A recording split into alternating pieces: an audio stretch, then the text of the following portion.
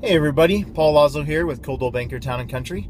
I was actually just over at a tenant's place that had a problem with some electrical. Their bathroom and part of their kitchen and whatnot were out. We went through a couple different scenarios, and I asked the tenant to take a look to see if there's any of the GFCI outlets. That's the little outlets, usually three-prong outlets that have the reset switch or the test switch on them, or little buttons on them.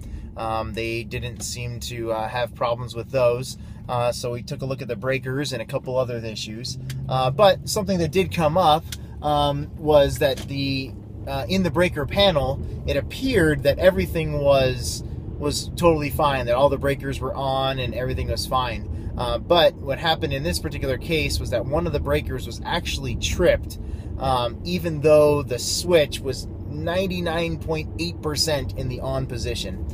So anyway, the only reason I'm making this video is just the idea of if you're having a problem at your house, in particular if you're a tenant and are, trying to wait for a landlord to get approvals to get something fixed, go through the breaker panel.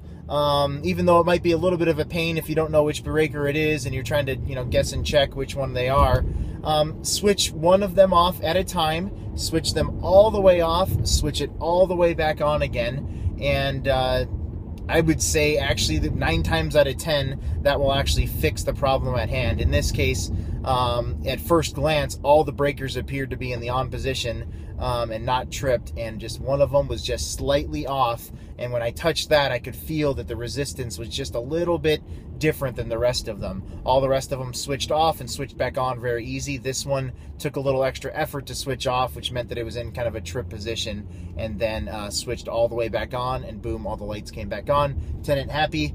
I can make it home. It's actually only 6 o'clock here in Southern California, even though it appears to be later by how dark it is, but it's wintertime, so good old time change. Alrighty, that's it for now. Thanks so much.